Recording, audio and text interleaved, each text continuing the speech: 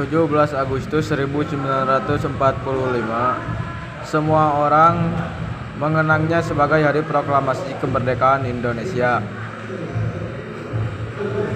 Di balik hari bersejarah tersebut, ada satu sosok proklamator masyhur yang punya penerangan bagi peristiwa itu. Dan sejarah Indonesia secara keseluruhan, dia adalah Muhammad Hatta. Jujur, lugu, bijaksana, itu kata-kata yang digunakan oleh Iwan Fals untuk menggambarkan sosoknya. Di luar itu sebenarnya ada banyak yang menoreh dalam sejarah tanah air. Lalu bagaimana jejak proklamator tersebut? Jejak Muhammad Hatta sang Begin al van mijn jeugd. Toen een vriend, een neef van mijn grootvader. Hatta lahir dengan nama Muhammad Hattar pada 12 Agustus 1902 di Bukit Tinggi, Sumatera Barat.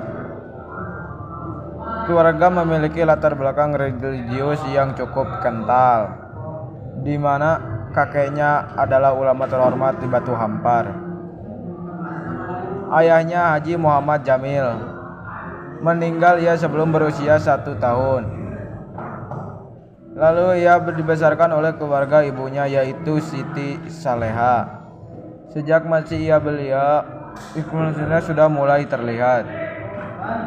Di usia yang masih sangat muda, ia juga sudah mulai tertarik dengan dunia politik.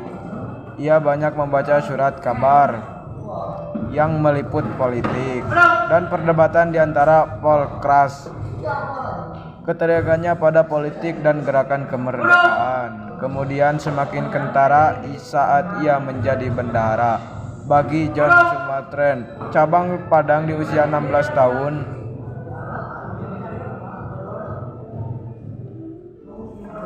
Pada tahun 1922, Hatta pergi ke Belanda untuk mengambil studi di Hansel Hangges atau Sekolah Tinggi Bisnis Belanda. Ia mendapat gelar Dr. Randus pada tahun 1932. Selama di Belanda, Hatta muncul sebagai tokoh penting dalam organi nasionalisme, yaitu Penghimpunan Indonesia, di mana ia menjadi bendahara pada tahun 1922 dan ketua pada tahun 1930. Aktivitas Hatta melalui organisasi tersebut dan Jurnal Indonesia Merdeka membuatnya mulai diperhatikan oleh Belanda.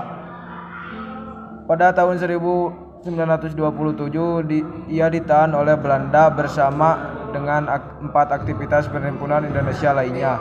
Ia menolak berbagai tuduhan Belanda melalui pidatonya yang bernasional Indonesia Merdeka. Saat Hatta kembali ke Indonesia pada Juli 1932, ia menjadi tokoh nasionalis paling berpengaruh di dalam negeri. Bersama Sultan Syahrir, ia menggerakkan pendidikan nasional Indonesia atau kerap dikenal sebagai PNI baru. Sayangnya sikap Belanda di Indonesia ternyata lebih keras ketimbang di negara asalnya.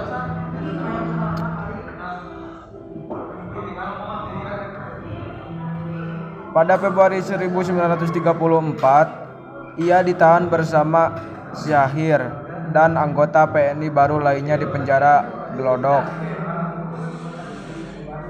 Ia kemudian dibuang ke Tanah Merah Bopen di Goel tanpa proses pengadilan.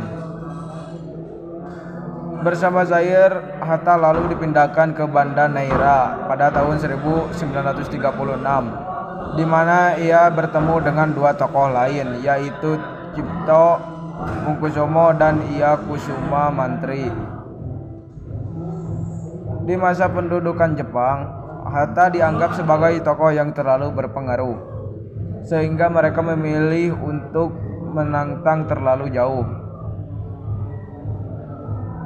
Hatta memang pilihan berkooperasi dengan Jepang, tetapi ia menggunakan posisinya untuk meningkatkan semangat nasionalisme dengan kemerdekaan sebagai tujuannya. Selama pendudukan Jepang, Ia menjadi wakil ketua dari Poetra, anggota BPU PKI dan juga PPKI. Seiring dengan revolusi masyarakat Indonesia yang tak terbendung, Hatta bersama Soekarno tampil sebagai pemimpin utama gerakan tersebut. Akhirnya pada tanggal 17 Agustus 1945, ia menjadi salah satu proklamator kemerdekaan Indonesia.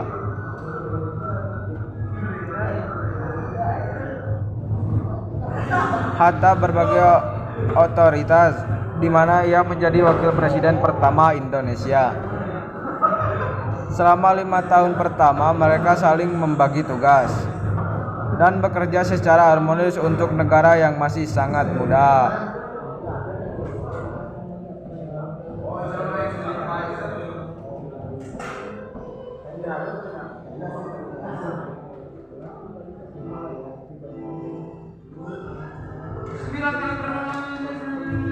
Hal itu dapat melengkapi Soekarno yang lebih bertipe karismatik dan solidarity maker.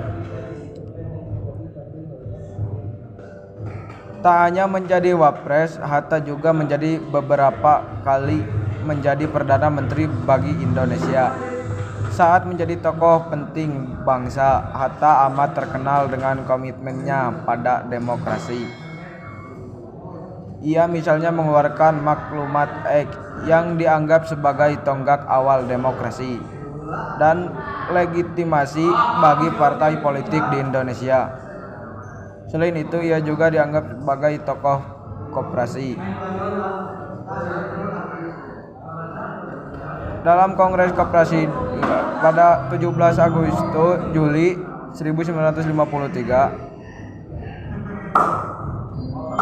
kerjasama dengan Soekarno ternyata harus menemui akhir di tahun 1956 ketika Hatta mengundurkan dari kursi wakil presiden. Sejak tak menjadi wapres, perannya di muka publik sudah semakin minimal. Hatta akhirnya menghembuskan napas terakhirnya pada tahun 1980 dengan berbagai warisan pentingnya untuk bangsa ini. Perlu diakui jika Hatta telah menorehkan banyak tinta bagi bangsa ini.